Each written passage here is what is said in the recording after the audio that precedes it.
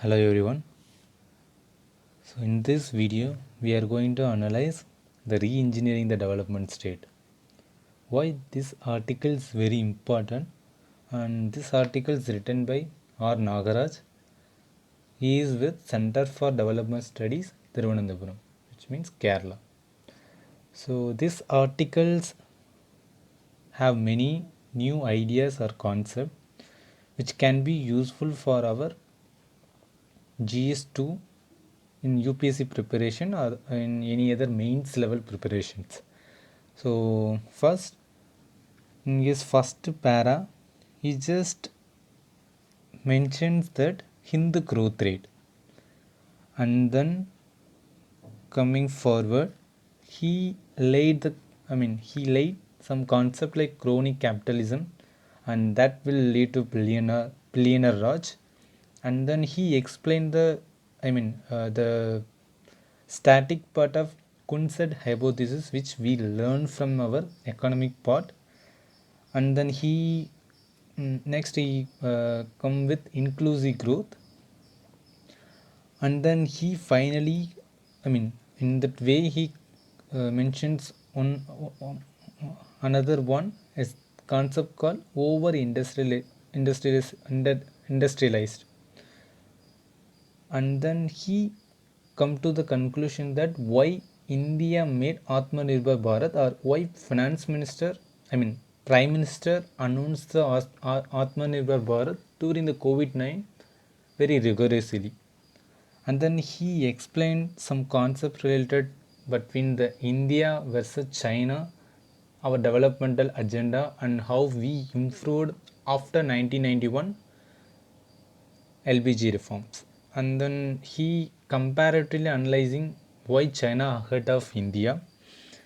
In final step, what we can learn from USA, their economic model, and then he just telling that in way forward how we can improve our economy. So that in the title part, he clearly given that word like re-engineering the development state, which means we are developing, but there is a need for re-engineering concept. So that first starting with India, Hindu growth rate, he just telling that breaking free from the colonial stagnations, domestic output grew annually at around 3.5% during the first 3 decades. That was called Hindu growth rate, which means at the time during the after the partitions, Indian economy was very low compared to other economy, the third world countries. So many Western nations and many experts, in the economic expert, call that Indian always have a low growth rate in a few decades because we don't have much industry and also infrastructure. So that was broken down after our independence in the time of Nehru period, and then we developed the concept of planning. So that was a kind of like the name Hindu growth rate. That was, detached from say telling that India always being the Hindu growth rate. So that is the first one. Second one, he's telling that billionaire Raj, which means he, he come to the conclusion that why India has a billionaire Raj, because India growth, India has the growth but not the development. So what is the difference between, difference between growth versus development?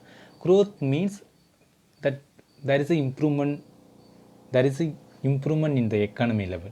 It doesn't mean that everyone getting their equal shares. So this is a growth kind of concept. Development means it's a equality and also equity. So whatever improving in the national level, it also going to affect the lower level people like poor people. So but in the India, the problem like crony capitalism, which means there is a bond or there is a connections with capitalist, like private entity, and also collaborations with public bureaucrats and officials. to support or to bias toward their interest. So that lead to billionaires, because if we saw that I think there is a lot of articles and report called that India has many billionaire in the world list. So that shows that our capacity to increase that that people is higher. In billionaire Raj concept, he explained that why India is a billionaire here, that India has moved from the moderately unequal country to one with extremely inequality that join in the Latin America League, yet invoking the Kuhn's hypothesis. Here we have to understand what is the Kuhn's hypothesis, which means it's correlate with the inequality versus per capita income, which means when there is a high when there is a whenever our per capita income is increasing, which automatically lead to the inequality, but over the time it will come down, which means when there is a per capita income increasing in the over a period of time or decades, then startingly there is a inequality, after a period of time it will come down. So this is a concept hypothesis, but it was not happened in India, because Kuhn's hypothesis, it's inversely proportional to our Indian concept, Indian economic angle. So that's why he just telling that billionaire Raj concept still exists in India. And then he come to the concept of over industrialized, that why he says it around 1990s India is the over industrialized, because he just giving that some input that manufacturing sector in GDP share that was higher when compared to other country with the same level of income. So he's just telling that our manufacturing capabilities is huge, but over a period of time, and also he says at the same time India's import dependence was the least, excluding the Eastern Europe, Eastern Russia, Europe and Russia. Why? Because Russia and Europe we are highly dependent on military weapons. So that is a thing. And also after that 3 decades upon, which means from the 1990 towards 2010, 2010 or 20, our industrial output was shrinking from 20 percentage in 1980-81 to 8.2 percentage in 2011 and 12, which means what?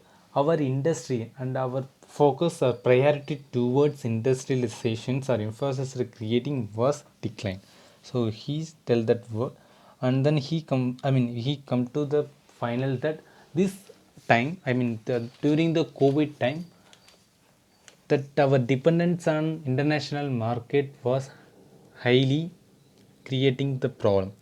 For example, that was a reason during the COVID time when China started the problem in our international border, that lead to Indian government much focus on the Atmanirbhar Bharat in vigorous way.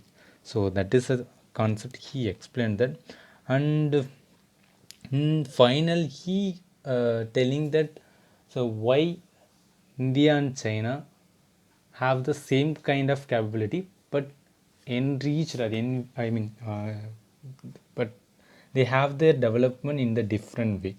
He's just comparing or debating some data that during the during the time of both country opened their border towards international market, they got same kind of industrializations. But after that, now China is one of the top industrial nations, contributing nearly a quarter of global manufacturing activity, which means one fourth global manufacturing output directly come from the China side.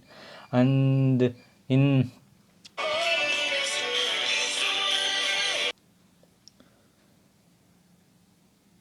comparing China and India, he called that when they opened the international trade, both have a similar level of industrializations. But now China is a top industrial nations because it shares one-fourth in the world manufacturing sector. That India, while India languishes the fifth positions, contributing just about third 3%. So that shows that how much India dependence towards, or how much we are lacking begin China. And then he come to the final conclusion that, which means in Nagaraj, that he says that we have to follow some new way to, to maximize our industrial infrastructure production by quoting that operation warp speed. In Operation Warp Speed, that was happening in US during the COVID time to develop and manufacture the COVID-19 vaccines in a faster way. Because already we know that before COVID-19, if you want to develop any vaccination, then it will take around 1 or 2 years in the research level itself. But here, during the COVID-19, we seen that the COVID vaccinations was almost developed within the 6 month or 8 month. That was a time when there is a necessity, then we can do it in very effective way. So, and in final way, he's just telling that we have to focus more on that broader area to accumulate our progress in a equitable way. So in the first one, he says about the Hindu growth rate that was broken down, because he says that annual growth rate increased to about 5.5% in the next 2 decades and 7 to 8% during the 2010, and as the population's growth rate declined annually from the over 2% in the 1960 to around 1.5% income, one and a half percentage, and also and in while the income per get raised even further, and also reducing absolute poverty. That shows that we don't have that kind of Hindu growth rate in always, or the concept, the so-called contemplating by the Western nations. So this can be, we can use when any questions regarding Indian progress towards infrastructure development, we can quote in the introduction itself.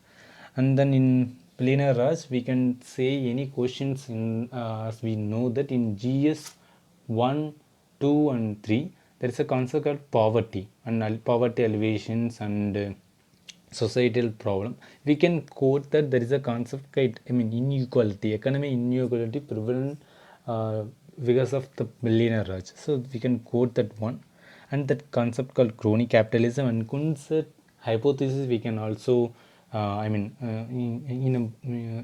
conclusions or any other way, we can include that one also. And over industrialized. This is, we can explain when the questions regarding the state oriented or state packed any functions in the economy, what would happen. So this is, we can explain, because the over industrializations happen because in shortened period there is a huge sudden growth of industry, but later it was has a external negative externalities. So that can be used. And also Atmanirbhar Bharat Abhiyan, why we have to bring that Atmanirbhar Bharat Abhiyan, because we can able to quote that there is a time of China and India that opened our border in the international trade with the same level of industry, but now they are, that China is a number one country in manufacturing, but while in India it's way behind. So we have to improve that. Then so for the reason we have to bring that Atmanirbhar Bharat, which we can quote it. And the way to learn, or when necessity came, then we have to improve the things in that way. For that matter, we can able to bring one example of US concept like operations warp speed. So in that way, we can use that article very well in our mains examinations of any other questions in the interview part. Thank you.